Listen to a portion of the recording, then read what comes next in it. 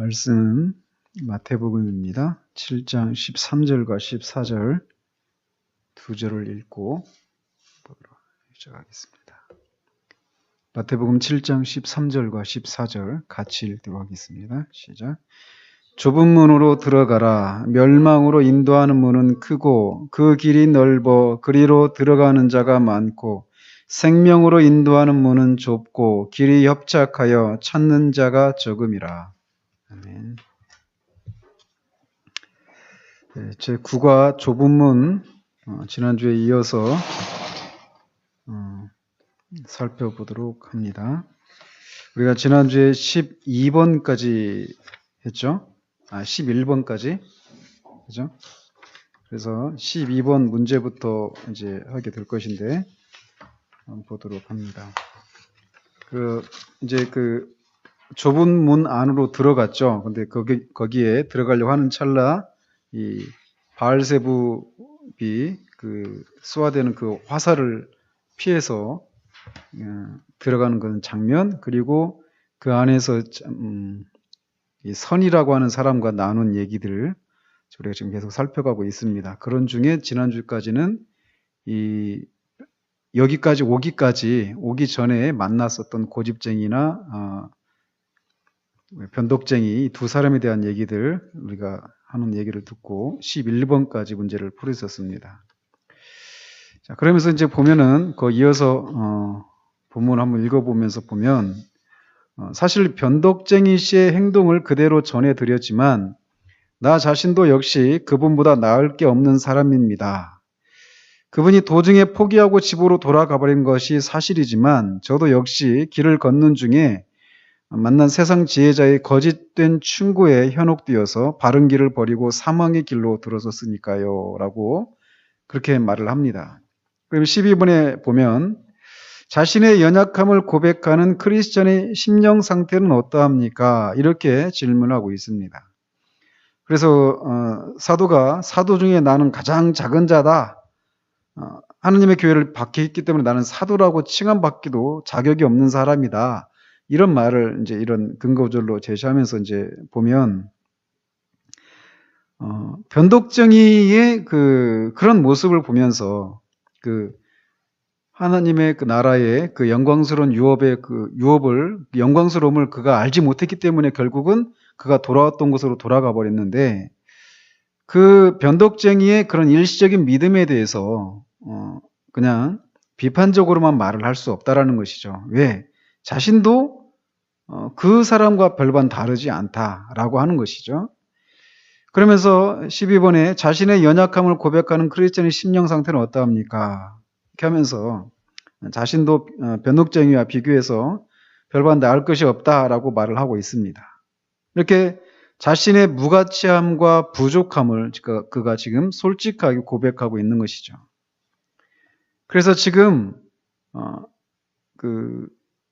어쩌면은 이런 실패를 경험하지 못했다라면 변덕쟁이에 대해서 또는 고집쟁이에 대해서 그가 굉장히 이렇게 높은 그런 위치에 서서 그들이 이랬으니까 저러지 않았으니까 이렇게 하면서 어떤 판단자 입장에서 이렇게 서서 그들을 냉소적인 그런 시각으로 바라보고만 있었을 거란 말이죠. 그러나 이 사람이 크리스천도 그렇게 실패하는 것을 통해 가지고 어쩌면은 크리스천이 경험했던 그 실패는 고집쟁이나 변덕쟁이들은 경험하지 못한 실패죠. 그죠? 그런 면에서 자신도 그들과 별반 다르지 않다. 그래서 그런 상태, 자신도 지금 자기가 와야 될 그 지점에 오지 못했던 다른 사람들에 비해서 별반 낫지 않다라고 하는 그런 마음의 상태, 이것이 사실은 은혜의 상태에 있다라고 하는 것을 말해주는 것이죠. 아주 자기 자신에 대해서 겸손한 그런 정직하고 정직하게 인정하면서 겸손한 그런 상태 가운데 있다라고 말을 할 수가 있습니다. 사실 우리가 항상 이런 마음을 유지해야만 합니다. 저도 마찬가지예요. 그래서 항상 사도가 말하는 것처럼 섰다고 하는 자가 주의해야 될 것이 넘어질 것을 주의하라고 이렇게 말하잖아요. 그럴 위치에 우리가 서 있기가 쉽습니다. 하나님의 은혜를 누릴 때 그야말로 그건 은혜거든요. 하나님이 우리에게 정말 조건 없는 그런 은혜를, 자비를 베푸셔서 우리가 누리게 되는 것인데, 그걸 누리지 못하는 다른 사람들을 보면서 그들이 없는 그 무엇이 우리에게 있기 때문에 내가 이렇게 누린다라고 생각하기 쉽다라는 거예요. 그래서 토조 목사님 말하는 것처럼 우리가 이런 심령 상태를 주의해야만 합니다. 냉소적인 태도들이잖아요. 이게 굉장히 우리 안에 있기가 쉽습니다. 특히나 저 같은 입장에 있는 사람들이 그러기가 정말 쉽죠. 그래서 우리 마음에 이 냉소적인 태도들, 이런 것들이 뿌리 내리지 않도록 끊임없이 하나님 앞에 우리가 어떤 사람인가, 이런 것들을 우리가 잊지 않는 그런 마음의 태도를 갖는 것들이 굉장히 중요합니다. 자, 그러면서 자기의 그 실패를 얘기하고 있어요. 그러면서 13번에 보면 크리스천은 자신의 부족함을 인정하면서 여기까지 온 것을 누구의 공로로 돌리고 있습니까? 이렇게 질문하고 있죠. 결국은 이 자신의 자신도 그 변덕쟁이와 별반 다르지 않은데, 자신이 지금 변덕쟁이와 달리 이 좁은 문 안으로 들어와 있는 이것은 결국은 자기 안에 있는 어떤 특별한 것 때문에 그런 것이 아니라 하나님의 은혜로 여기에 오게 되었다라고 하는 것을 고백하고 있는 것입니다. 결코 자신이 이렇게 부족함에도 불구하고 이곳까지 온 것은 자신의 힘이나 능력이 아니라 오직 하나님의 은혜다라고 하는 것을 고백하고 있는 것이죠. 그래서 때로는 하나님께서 이렇게 우리가 우리의 일종의 우리의 분수를 모르고 우리가 우리 마음이 한껏 높아져 있고, 그래서 다른 사람들을 냉소적인 그런 태도로 바라보려고 할 때 때로는 하나님께서 우리를 붙드시는 손을 이렇게 놓는 것 같은 그런 시간들을 허락하십니다. 그래서 우리가 실패하는 그런 것을 허락하신다라는 것이죠. 그리고 그런 실패를 통해서 우리가 정말 우리도 여전히 하나님의 붙드시는 은혜가 아니면 안 되는구나, 우리 된 것은 진짜 하나님의 은혜구나 라고 하는 것을 고백할 수 있도록 때로는 이런 실패들을 용인하시기도 하십니다. 실패를 조장하시는 건 아니지만 그것을 하나님의 지혜 가운데서 이렇게 용인하신다라는 거예요. 그거를 좀 신학적인 용어로 심판적 허용이다, 이런 말을 쓰기도 하는데, 허용적 심판 또는 심판적 허용, 이런 식으로 얘기를 하는데, 그런 경우들을 허락하신다는 것이죠. 그래서 그것을 통해서 하나님의 은혜를, 정말 은혜가 아니면 아무 소망이 없는 사람이구나 라고 하는 것을 깨닫게 하셔서 우리의 모든 것이 하나님의 은혜입니다 라고 하면 하나님께 공로를 돌리도록 그렇게 일하시는 경우들이 있습니다. 자, 그렇게 자기도 그렇게 세상 지혜자의 거짓된 충고에 미혹되어서 사망의 길로 갔었던 그런 경험을 얘기하니까, 당신도 그 사람을 만났었군요. 그 사람이 율법자의 도움을 구하면 평안함을 얻을 수 있다고 말하던가요? 그들은 모두 사기꾼에 불과합니다. 그런데 당신은 그의 속임수에 넘어가 버렸습니까? 이렇게 묻습니다. 그러자 저는 그의 말을 듣고 율법주의자를 찾아 나서기 위해 갈 수 있는 데까지 서둘러 갔습니다. 그런데 율법주의자의 집 옆에 우뚝 솟은 산이 마치 머리 위로 떨어져 버릴 것 같은 생각이 들어서 그만 멈추지 않을 수 없었답니다. 그러자 선의가 또 얘기를 합니다. 그 산은 이제껏 많은 사람들의 생명을 빼앗아갔고 앞으로도 많은 사람들이 생명을 잃을 것입니다. 당신의 몸이 그 산으로 인해 산산조각으로 부셔져 버리기 전에 죽음을 모면하게 되었으니 참으로 다행한 일입니다. 그렇게 말하자 크리스천이 내가 그 산 앞에 이르러 공경에 처한 채 당황하고 있을 때 마침 다행스럽게 전도자님을 다시 만나게 되지 않았더라면 제가 여기에서 어떻게 되었을지 알 수 없는 일이지요. 그분께서 다시 한번 제게 와주신 것은 하나님의 자비로운 섭리였으며 그렇지 않았더라면 영영 이곳에 오지 못했을 것입니다. 그래서 14번에 그 부분을 가지고 문제를 하나 이렇게 만들었는데, 은혜 중심으로 산다는 것은 무엇을 인정하는 것입니까? 이렇게 질문을 하고 있습니다. 근데 앞에서 제가 얘기했던 것의 연장이죠. 그죠? 은혜 중심으로 산다. 그러니까 우리도 하나님이 붙들어 주시는 은혜가 아니면 우리도 아무것도 아닌 존재다. 라고 하는 것을 기억하면서 살아가는 것을 말하는 것이죠. 그래서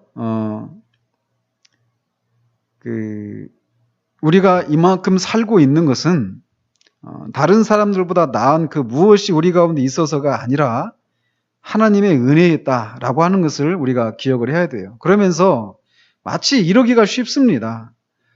내가 어떤 다른 사람의 입장이 있다라면 그 사람보다는 내가 더 낫게 살 건데 라고 한 이런 생각이 우리 가운데 있을 수 있습니다.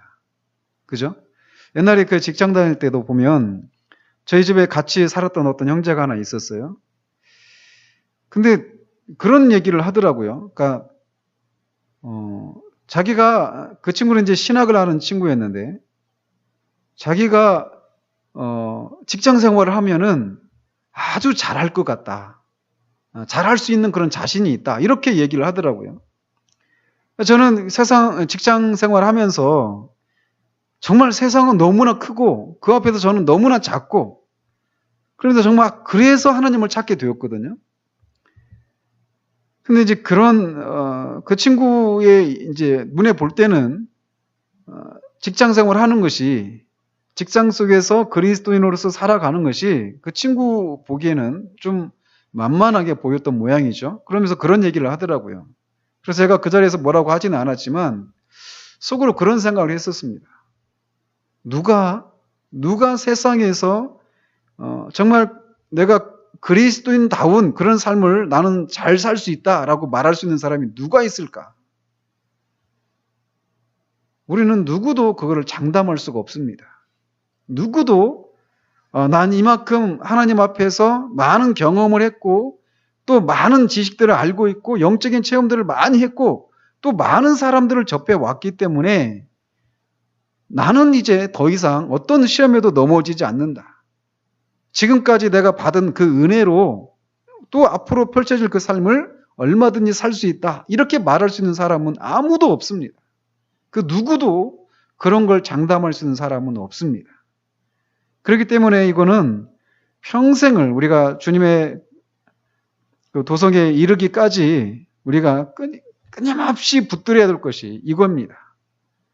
우리를 한순간이라도 주님이 붙들으시는데 실패하신다면 그런 일이 없지만 만약에 그런 일이 일어난다면 우리는 그 순간으로 아무것도 아닌 존재로 드러날 수밖에 없는 그렇게 철저하게 연약하고 무능력한 존재다라고 하는 것을 그 생각을 우리가 잊어서는 안 되는 것이죠. 그러니까 주님이 말씀하신 것처럼 그리스도인은 끊임없이 이렇게 줄이고 목말라 있는 것이 있는 것입니다. 그 심령이. 그 심령이 가난하고 이런 것들이 계속 우리 안에서 어느 한순간에만 있는 것이 아니라 끊임없이 그런 마음이 유지되어져 가야 된다라고 하는 것을 우리가 기억해야 될 것입니다. 자, 그러면서 계속 말을 이어가는데 그러나 이제 어리석고 용기가 부족하여 그 산으로 인해 죽음을 당하기에 마땅한 존재인 제가 여기까지 무사히 와서 당신과 이야기를 나누고 있으니 얼마나 크나큰 주님의 은총입니까? 우리는 당신이 여기 오기 전에 어떤 일을 했건 우리는 결코 상관하지 않습니다. 주님께서는 내가 결코 내쫓지 아니하리라고 약속하셨기 때문입니다. 그러니 선한 크리스천씨 잠깐 나와 함께 이쪽으로 가십시다. 내가 당신이 가야 할 길을 가르쳐 드리리다. 저 앞을 보십시오. 저쪽으로 뻗어 있는 좁은 길이 보입니까? 그 길이 이제부터 당신이 가야 할 길입니다. 이렇게 얘기를 합니다. 사실 여기는 문제를 만들진 않았지만 이런 표현들도 굉장히 우리에게 위로가 되어지는 거죠. 우리는 당신이 여기 오기 전에 어떤 일을 했건 우리는 결코 상관하지 않습니다. 그죠? 그러니까 이 주홍 글씨처럼 우리가 주님 앞에서 어떻게 살았는가, 어떤 실패를 했고 주님 앞에 얼마나 어리석고 주님의 마음을 아프게 드리는 그 많은 그런 죄악들을 얼마나 많이 범했는가, 이런 것들이 우리 기억에서 사라지진 않습니다. 그죠? 우리가 이거를 잠시 잊을 수는 있지만 우리 기억에서 완전히 사라질 수는 없는 거예요. 그리고 때로는 그런 기억이 우리 가운데서 사라져서 우리 안에서 그런 일이 있었는가? 우리도 잊어버릴 때가 있습니다. 그러나 사탄은 결코 잊지 않습니다. 그래서 종종 제가 우스갯소리로 표현하잖아요. 나는 지난 여름에 네가 한 일을 알고 있다. 영화 제목처럼 사탄은 우리에게 끊임없이 와서 우리가 과거에 주님 밖에 있을 때든지 또는 주님 안에 있을 때라도 이런저런 실패를 한 것들에 대해서 우리의 그런 기억들을 이렇게 되살아나게 해서 우리를 주님 앞에서 움츠러들게 만드는 그런 일들을 끊임없이 한단 말이죠. 그런데 이 표현이 있지 않습니까? 우리는 당신이 여기 오기 전에 어떤 일을 했건 우리는 결코 상관하지 않습니다. 그렇기 때문에 우리가 주님 앞에 설 수가 있는 것이죠. 주님은 그리스도의 십자가의 그 보혈의 공로로 우리의 죄를 용서해 주셨을 때, 그게 이제 그래서 우리의 죄를 용서해 주신 이런 죄를 용서해 주시고 이걸 뭐라고 하죠? 우리 죄 용서해 주시는 것을 칭의인데 소극적인 칭의라고 하죠. 그죠? 소극적으로 우리가 죄를 한 번도 짓지 않은 것처럼 여겨 주십니다. 죄를 용서해 주신다 이렇게 말할 때 죄를 한 번도 짓지 않으신 것처럼 우리를 대해 주신단 말이에요. 그래서 이거를 지금 정확히 어떤 분이 그렇게 표현했는지 모르겠지만 이 망각의 바다에 이렇게 던져버리신다. 이렇게 우리 죄를 망각의 바다에 던져버리신다. 이렇게 표현을 합니다. 저는 그냥 이 전능한 망각이다. 이렇게 제가 그냥 지어내보았어요. 전능한 망각. 하나님께서 우리 죄를 잊으시는데 우리는 잊을 수가 없잖아요. 근데 하나님은 잊으시기로 하신 것을 완전히 잊어버리시는 전능한 망각이에요. 망각하시는데 완전히 잊어버리시는, 그렇게 우리를 대해 주시단 말이죠. 그러니까 우리가 하나님 앞에 자유함을 누릴 수 있는 것이죠. 하나님 앞에. 근데 사단은 끊임없이 그거를 막 기억나게 해서 우리가 하나님 앞에서 움츠러들게 만드는, 두려워 떨게 만드는, 그래서 그 하나님 앞에 그 하나님의 마음을 뭔가 이렇게 보상해 드려야 된다. 우리의 어떤 선한 행동으로. 그러기까지는 하나님 앞에 나아갈 수가 없는 것 같이 우리를 그렇게 차가운 곳으로 내모는 이런 일들이 있지만, 여기 있는 것처럼 주님은 우리가 그 전에 우리가 어떤 일을 했던 결코 상관하지 않는다라고 하시는 것처럼 우리를 그렇게 대해 주신다는 것이죠. 구원받은 이후에도 마찬가지입니다. 항상 끊임없이 그 실패를 이렇게 들추어내서 네가 옛날에 이랬지?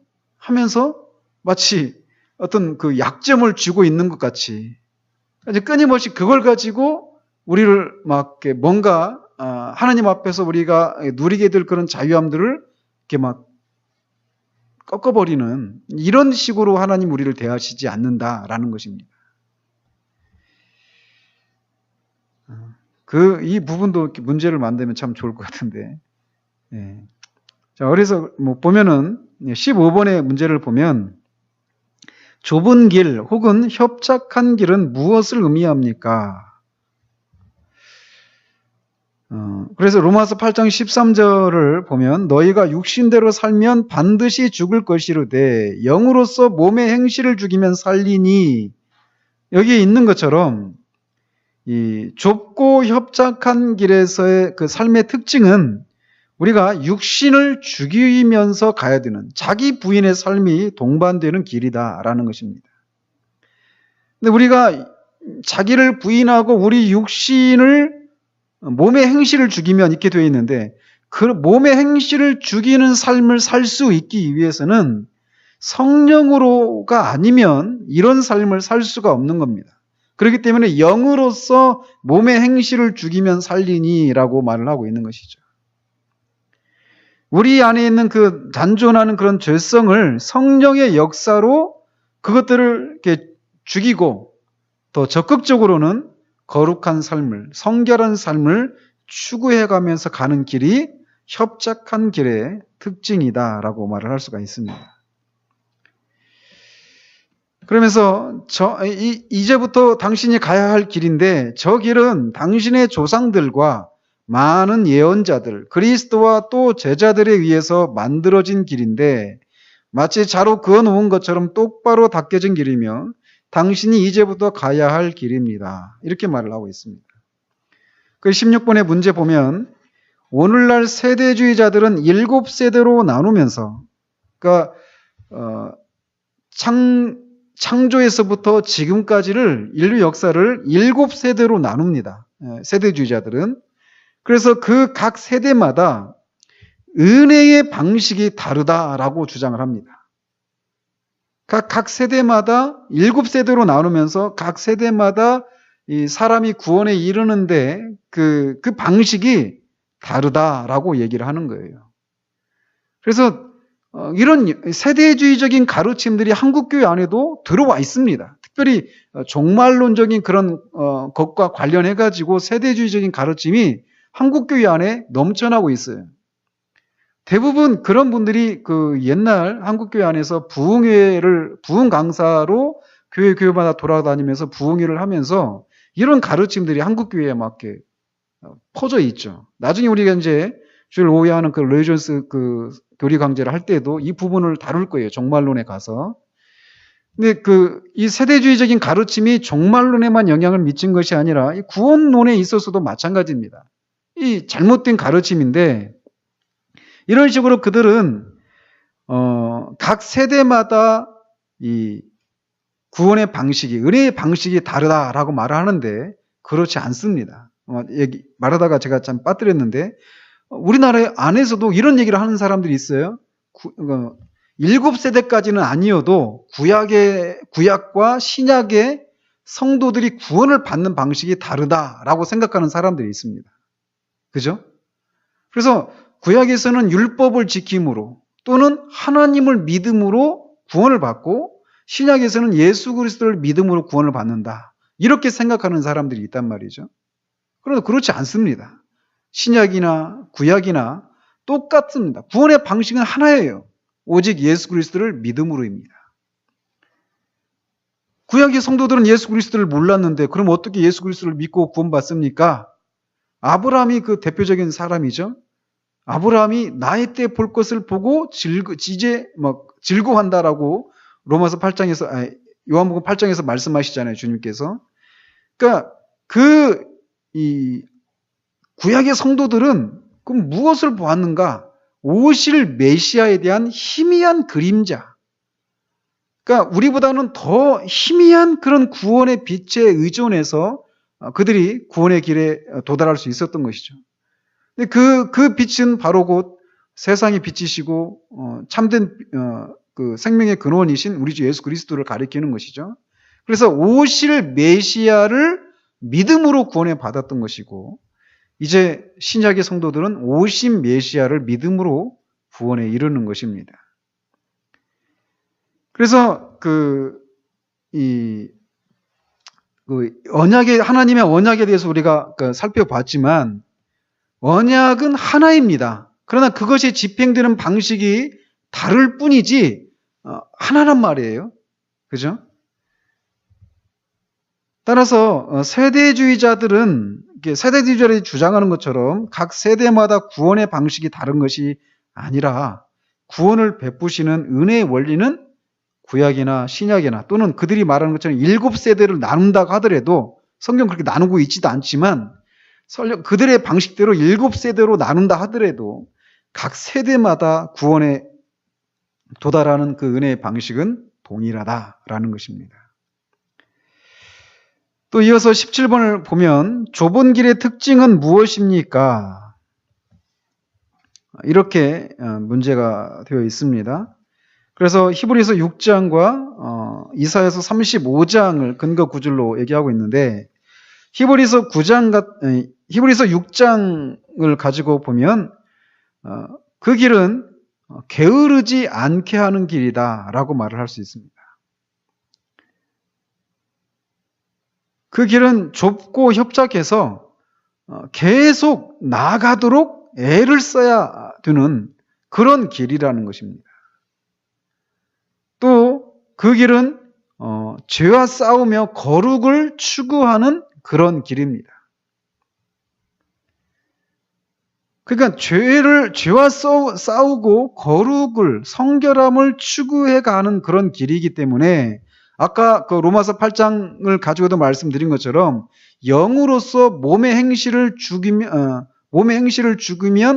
살리니 이렇게 말씀하신 것처럼 이 죄와 싸우고 거룩함을 추구하는 그 길은 우리 인간 스스로의 힘이나 능력으로 가는 길이 아니라 성령의 능력을 힘입어서 살아가야 될, 철저히 주님의 은혜를 의존해서 가야 되는 그런 길이다라고 말을 할 수가 있습니다. 사실 이것을 우리가 얼마나 자주 있습니까? 그죠? 성령의 능력을 힘입어서 가야 되는데, 죄와 대고 싸우고 거룩함을 추구해 가야 되는데, 우리의 힘과 우리의 그냥 타고난 우리의 그냥 어떤 힘으로, 능력으로 살아왔으니까 그냥 이렇게 살아가기가 쉽다는 말이죠. 그러나 그 길은 정말 성령의 도우시는 은혜가 아니면, 성령의 인도하심이 아니면 죄와 더불어 싸우고 거룩함을 추구해 가면서 이렇게 갈 수가 없다라는 그런 길이라는 것을 우리가 잊지 말아야 될 것입니다. 그래서 이제 그 길을 알려주니까 크리스천이 이렇게 묻습니다. 그런데 혹 처음 그 길을 걷는 사람이 길을 잃어버리게 할 만한 구부러진 길이나 갈림길은 없습니까? 이렇게 묻습니다. 그 18번의 문제를 보면 크리스천은 지금 이렇게 묻고 있는데 좁은 길이 힘듭니까? 이렇게 묻고 있지 않습니다. 그죠? 단지 그 길을 처음 걸어가는 사람이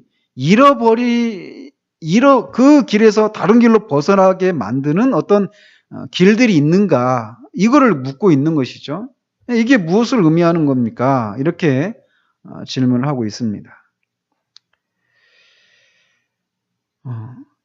결국 크리스천은 지금 이 좁은 길을 걸어가는 데 있어서 그가 어떤 그 고난이나 힘든 일이 있을 것이라고 하는 것을 그가 그냥 당연하게 생각하고 받아들이고 있는 것을 이 질문 속에서 우리가 읽을 수 있습니다.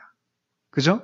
이 길이 힘든 길입니까? 이렇게 물어보지 않고 그 길에서 벗어나도록 만드는, 헷갈려서 미혹해서 벗어나도록 만드는 어떤 갈림길이나 어떤 이런 구부러진 길들이 있는가, 이것을 물어봤다라고 하는 것은 그가 그 실패를 통해서 이 율법주의자의 그런 미혹을 받아서 죽을 뻔한 그런 위기를 벗어났잖아요.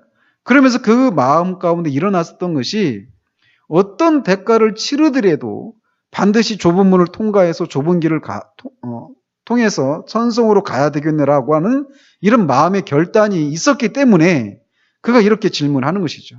힘들지 않은 그런 길은 있지 않습니까? 이렇게 물어보지를 않는 거예요. 의당 그 길은 힘든 길이다라고 하는 것을 그가 알고 있고, 그것이 그렇게 어렵다 하더라도 반드시 그 길을 걸어가겠다라고 하는 그런 마음을 가지고 있기 때문에 그렇게 질문을 하고 있는 것입니다. 주님의 방식은 항상 이런 방식이죠. 로마서에서도 우리가 그 주일 오후에도 말씀드렸지만 하나님께서 인간을 창조하셨을 때 목적을 하신 것이 있었다고 그랬죠. 백성을 삼고 또 그런 것도 있고, 오후 예배 때 그 그리스도인의 생활 시리즈에서도 제가 말씀을 이렇게 드린 것처럼 많은 아들들을, 그죠? 많은 아들들을 두시기를 원하셨다라고 창조 때부터, 그죠? 그런 기대를 가지고 계셨단 말이에요, 하나님께서. 근데 하나님에게 독생하신 아들 한 분이 계시죠. 우리 주 예수 그리스도. 성자 하나님 한 분이 계시지만, 그 독생하신 아들이 하나가 있는데 많은 아들들이 있기를 원한다라면 양자를 삼는 것이죠. 그죠? 그래서 예수 그리스도를 믿는 자들을 양자로 삼으시는 거예요. 그래서 우리가 다 양자들이 된 거죠. 자, 그런데 그렇게 많은 아들들을 두시기 위해서였는데, 두시기를 원하셨는데, 그 아들들이 누구를 닮기를 원하셨습니까? 그렇죠? 그의 아들의 형상을 본받게 하기 위해서라고 말하고 있잖아요. 로마서 8장에서. 그러니까 그 예수 그리스도를 따라가는 그리스도의 제자들이, 하나님의 백성들이, 또 하나님의 자녀들이 그리스도의 형상을 본받는 거란 말이에요. 근데 이 고난과 관련해서 그리스도는 그는 질고의 사람이다라고 이사야서 53장에서 말하고 있는 것처럼 우리 주님은 질고의 사람이었어요. 고통이 무엇인지를 아시는, 고난이 무엇인지를 아시는 분이셨단 말이죠. 근데 이 주님이 이 세상에서는 그렇게 고난과 많은 질고를 겪었던, 그래서 슬픔의 사람, 질고의 사람이라고 하는 그런 별명을 가졌던 그런 분이셨는데, 그런 고난을 통해서 결국 가장 최고의 고난은 십자가를 통한 죽음이죠. 십자가의 고난을 통과한 후에 하늘과 땅 안에 있는 모든 이름 위에 가장 뛰어난 이름을 가지시는 영광의 자리에 영광을 취하셨단 말이에요. 그죠? 그러니까 고난을 통과하고 영광을 얻으셨단 말이에요. 그런 것처럼 이 주님이 가셨던 그 길이 특징이 바로 그런 거란 말이에요. 그렇기 때문에 그 뒤를 따라가는 우리들의 삶도 주님처럼, 주님이 고난을 받으시고 영광을 취하셨던 것처럼 우리들도 그렇게 되어지는 것이 하나님의 뜻이라는 것이죠. 아들의 형상을 본받게 한다라고 할 때는 어떤 그의 도덕적인 성품과 어떤 그 인격, 본성 이런 것뿐만 아니라 삶의 방식에 있어서도 본받게 하는 일들이 있었단 말이에요. 그러니까 천성에 도달한 사람들이 고난이 무엇인지 모르고 진짜 태어나면서부터 우리가 흔히 은수저, 금수저 물고 태어났다 이렇게 얘기하잖아요. 그 사람들은 인생을 살아갈 때 굉장히 우리와는 다른 삶을 살아가잖아요. 근데 영적인 상황에, 영적인 삶에 있어서 그런 삶을 살아가는 사람은 없다라는 겁니다. 모든 사람이 고난이라고 하는 것을 통과할 수밖에 없다라는 거예요. 그래서 그렇게 천성에 도달한 사람들은 항상 그렇게 사도 바울이 말한 것처럼 내 몸에 예수의 흔적을 가져놓으라 라고 말하는 것처럼, 그 흔적이 스티그마라고 하는 그 헬라 단어인데, 양이나 그 염소 이런 것에 막 그 도장 찍는 거 있잖아요. 농장 주인이 도장 같은 거, 불도장으로. 그런 것처럼 우리에게 예수의 흔적이, 즉 고난을 통과한 그 흔적이 우리 가운데 새겨지게 하셔서 우리가 아들의 형상을 닮은 사람이라고 하는 것을 인치시는 일들을 하신다라는 겁니다. 그러니까 이 주님의 뒤를 따르면서 고난이 없기를 바라는 것은, 이거는 나는 주님이 정하신 그 삶을 살고 싶지 않습니다라고 말하는 거예요. 아무튼 크리스천은 그 고난을 기꺼이 하고서라도 가겠다라고 하는 그런 결의가 있고, 또 그런 실패를 통해서 그 길이 얼마나 소중하고 생명적인 것인가를 깨달았기 때문에 그렇게 질문을 하고 있는 것입니다. 그러자 이제 물론 이 길에서 갈라지는 길이 많지만 그런 길들은 모두 구부러져 있고 폭이 넓습니다. 그러나 바른 길은 단지 하나뿐이며 그 길은 매우 좁고 또 곱게 뻗어 있는 길이므로 당신은 쉽사리 옳고 그른 길을 분간할 수 있을 것입니다. 이렇게 답을 합니다. 19번에 보면 길을 잃어버리게 하거나 잘못된 길로 들어서도록 만드는 길의 특징은 무엇입니까? 우리가 뒤에서도 이제 그 좁은 길을 벗어나는 그런 몇몇 장면이 나오는데, 그 길의 특징은 항상 보면 우리의 육신의 성향에 잘 어울리는 그런 길의 특징을 보인다라는 것입니다. 그래서 우리의 육신의 즐거움과 만족을 제공하는 그런 길이라는 것이죠. 그래서 우리들로 하여금 이 육체의 정욕을 따라서 살아가도록 부추기는 그런 특징을 가지고 있습니다. 특별히 이런 것이, 이런 길로 우리의 눈이 가게 되는 경우는 어떤 경우들이냐면, 좁은 길을 걸어가면서 우리가 죄와 더불어 싸우고 또 사탄의 그런 공격들을 막아내고 이런 싸움들을 해나가다가 갑자기 이것도 막 지칠 때 그런 싸움이 없어 보이는, 아주 평화로워 보이는 그 옆에 있는 널따란 길들, 이런 대로 우리의 눈이 이렇게 돌아가게 되는 경우들이 있다라는 것이죠. 아무튼 좁은 길이 아닌, 좁은 길에서 벗어나도록 만드는 그 길의 특징은 이렇게 우리의 육신의 정욕을 따라 살아가도록 부추기는 그런 특징을 가진 길입니다. 반면에 옳은 길은 항상 곧바로 뻗어 있다라고 하는 것을 선희 씨가 말을 해주고 있습니다. 그러니까 그 길이 옳은가, 똑바른가, 굽어져 있는가, 이것만 가지고도 이게 주님이 원하시는 그 바른 길인가 아닌가를 분간할 수 있다라는 얘기죠. 자, 그러자 이제 그때 나는 꿈속에서 크리스천이 아직도 그의 등에 지워져 있는 무거운 짐을 벗을 수 있도록 도와줄 수 없겠느냐고 선희에게 간청하는 것을 보았습니다. 그 짐은 다른 사람의 도움을 받지 않고는 도저히 벗어버릴 수 없는 것이었기 때문입니다. 그러자 선희는 그에게 이렇게 말해 주었습니다. 비록 당신의 짐이 무거울지라도 구원의 장소에 이를 때까지는 참고 만족하면서 그대로 지고 가십시오. 거기에 이르면 저절로 당신의 짐이 등에서 떨어져 나갈 것입니다. 그리하여 크리스천은 허리띠를 꼭 동여매고 다시 길을 떠날 채미를 했습니다. 선희 씨가 다시 일러주기를, 이곳에서 얼마쯤 가면 해석자라는 사람의 집이 있는데 가서 문을 두드리십시오. 그러면 그분께서 당신에게 여러 가지 훌륭한 것들을 보여주실 것입니다 하고 말해 주었습니다. 크리스천이 선희에게 작별 인사를 하자 선희는 하나님의 은총으로 그가 무사히 성공하기를 기원해 주었습니다. 마지막 그 질문을 보면 죄의 짐을 벗겨달라고 문지기에게 부탁했지만 구원의 장소에 이르기까지 참고 가라는 대답을 들었습니다. 좁은 문에서 죄의 짐이 해결되지 않은 이유는 무엇입니까?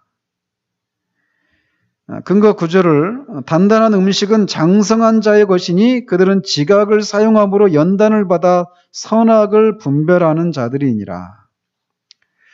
제 판단엔 이 9절이 조금은 다른 9절 같은데 좀 이렇게 엮어놨어요. 그러니까 지각을 사용함으로 이거를 지각을 사용함으로 연단을 받아 선악을 분별하는 자들이냐, 이 부분만 가지고 좀 얘기를 한 것 같은데, 이 단단한 음식은 장성한 것이니 이거는 이미 구원받은 사람들에게 이렇게 적용될 수 있는 그런 구절이란 말이죠. 그런 면에서는 조금은 적당한 그런 구절은 아닌 것 같은데, 어쨌든 이제 이런 게 좀 제가 보기에는 좀 많이 있는 것 같아요. 좀 약간은 좀 억지스러운. 근데 어쨌건 그 질문에 대한 답을 이렇게 한번 해보면, 이 좁은 문에서 죄짐이 벗겨지지 않고, 결국은 이제 십자가 언덕에서 그 죄짐이 벗겨지거든요. 근데 그 좁은 문과 십자가 언덕 사이에 해석자의 집이 있습니다. 그래서 그 해석자에게 찾아가서 구원에 관련된 그런 7가지 교리를 그가 이제 듣게 돼요. 이 크리스천이. 즉, 그 7개의 교리를 배우게 되고 십자가 언덕으로 갔을 때 죄짐이 그냥 스르르 풀어지거든요. 이것은 결국 뭘 말하는 거냐면, 확실한 구원의 체험을 위해서는 성경적 구원의 교리에 대해서 알고 있어야 하는 것을 의미한다라는 것입니다. 그래서 이제 다음 주부터 3번에 걸쳐서 해석자의 집에서 나누는 그 대화들을 이제 3주에 걸쳐서 우리가 살펴보게 됩니다. 그러니까 이게 또 청교도의 이 구원관에 있어서 아주 특별한, 아주 우리가 이렇게 주목해야 될 그런 특징이기도 합니다.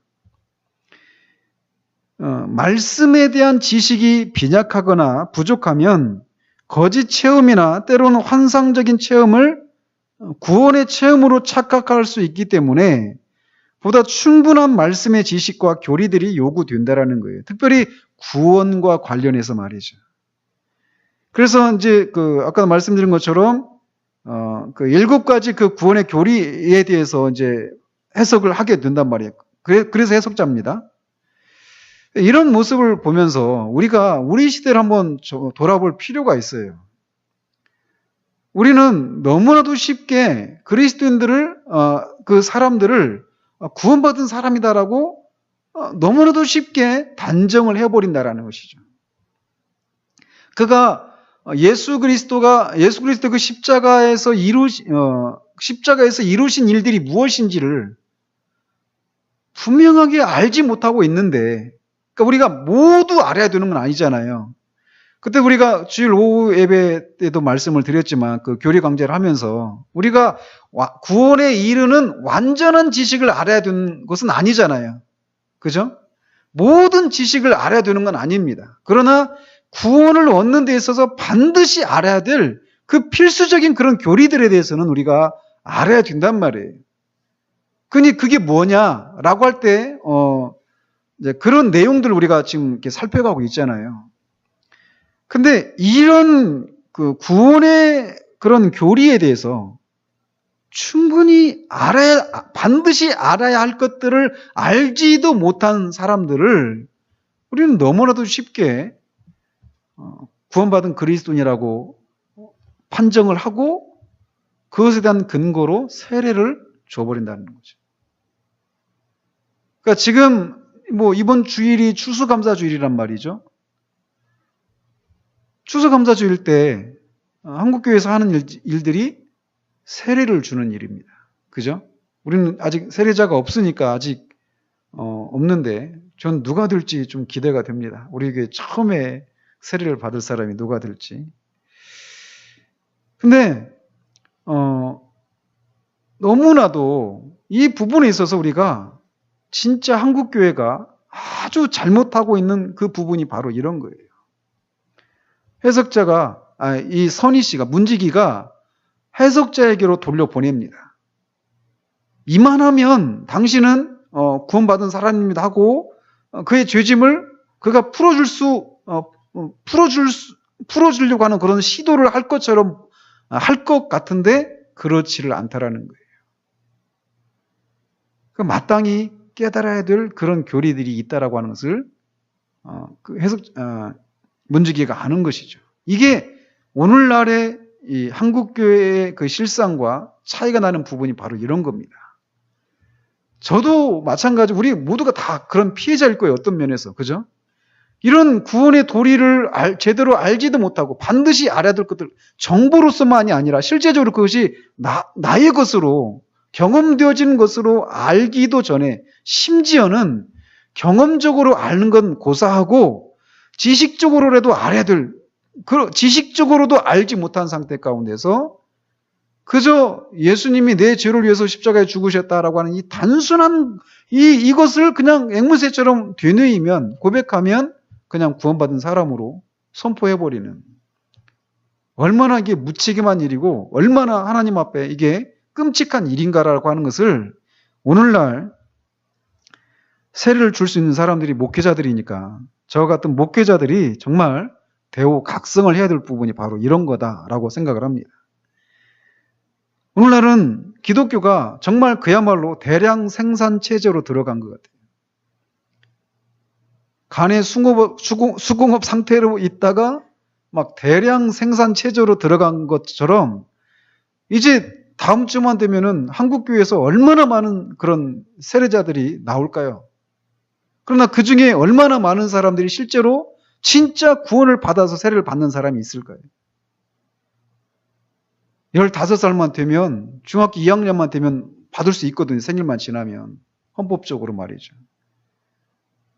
대한민국 예수교 장로회 합동 교단의 교인이 될 수 있을지 모르지만 어린 양 생명책에는 전혀 등재가 되지 않는, 교회 안에서만 그리스도인으로 인정받는 그런 사람들이 다 이번 주에도 수십 명, 수백 명, 수천 명이 나올 겁니다.